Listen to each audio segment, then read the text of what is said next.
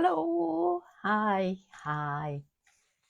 So today I want to talk from a blog I wrote recently. It's titled Yoga Sangha, Why Being Early to Yoga Class Matters. Okay, so are you a punctual person? Are you always punctual for a yoga class, for your class? Be honest.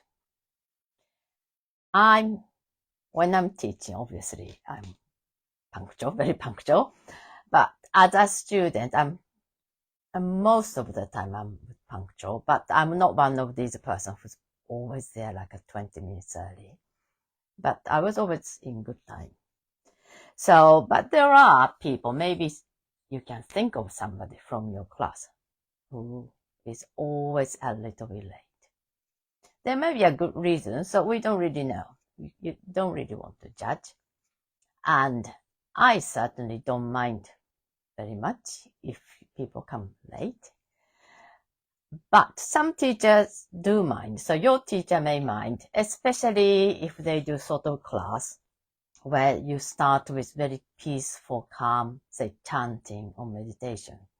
My class, we always start with a kind of casual, loose warm up before everybody's ready to focus. So my class doesn't really matter if you're a little bit late, but depending on the structure of the class, it may be really destructive for the other people. And also, if the class is busy, then people may have to move the mat and class need to be reorganized. So it may be really destructive. So in general, it's not good manner you're late for the class. Also, at worst, you may not be able to get in. Some teacher may not let you in, or the class may be full and then you can't get in. So I would recommend you to go to yoga class on time. But that's a common sense. So why would you be missing out? So clearly, if you come to my yoga class, you miss up warm-ups. If you go to other class, maybe often even if they don't do physical warm-up, maybe they do chanting or just breathing, some sort of tuning in, which you may not think it's really important, but for the class and for the teacher, for the style of yoga, it's really part of the very integral part of the class, so you don't want to miss out. Also, something very practical thing. So your teacher may be talking about maybe a change of the plan, change of schedule, or some future workshops, future retreat. So she may be giving out some sort of general information. So you would clearly miss out if you are late. Also, if you are early enough, you should be able to catch your teacher and just talk if there's any concern, not just general chat. But you may have, oh, I slipped yesterday, my back is hurting, or I did this, what can I do? So you can just have a little chat with your teacher, so teacher would know what's going on with you, and that most teachers would really appreciate that. Okay, and if you arrive early enough, then if you want to have some sort of a peace, then you can just stay on your mat. You can do general stretches or close your eye tuning. Just do anything to just bring yourself ready for yoga class. I feel if mostly we are just running, busy with schedule, do one thing after another, often rush to yoga class. So it's really good to have just a little bit of a minute or two to have just a little, almost a blank space where you can shift from your normal everyday mode to yoga mode. So that would be very useful. Also, but to me, what I really wanted to talk to today is that you would miss out this little interaction with other yoga students. Okay, so you may be just exchanging information about other yoga teachers, or other yoga studios, yoga classes, or maybe future workshops, future retreat. You may be asking like, oh, she's running this workshop. Have you been to that? What is it like? You can ask just a little chat, ask questions, have a talk. So these are quite really useful little information you gather as you develop and as you practice more and more yoga, you can find out more. And on the very practical things, like in my class, a few months ago, for some reason, everybody was talking about leggings. People started come out of these black leggings and started to wear very funky ones. I'm wearing very funky one today. So we sort of exchanged the discount code and which company is doing sale, that sort of thing. So that just happened in my class, but these are quite fun little chat to join with the other yoga friends. And you may think, well, I don't really want to join the gossip. Well, you don't need to join gossip. As I said earlier, if you just want to sit and close your eyes and breathe, meditate, then nobody will bother you because people understand you come to yoga class for little bit of a sanctuary. You're searching for some peace. So people will leave you alone. And even if you're chatting with other people, if you're not gossipy person, then gossiper will always leave you. They wouldn't come to you.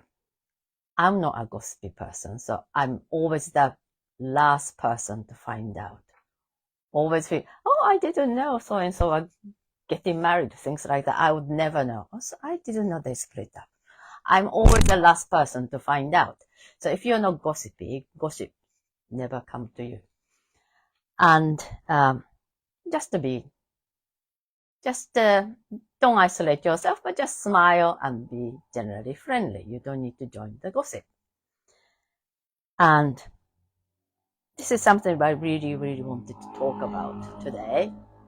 But in yoga classes, you will really find, in general, there are like-minded people in yoga class. And you may develop really meaningful friendship. So I'm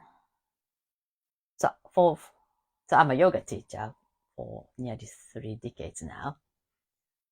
But I have been a yoga student longer than that, and I still practice with yoga teachers. So I have been a very, very long-term yoga student, and I made lots of yoga friends. And actually, to be honest, most of my friends came through yoga class, either had a yoga buddy, or some of them used to be my students and now my friends.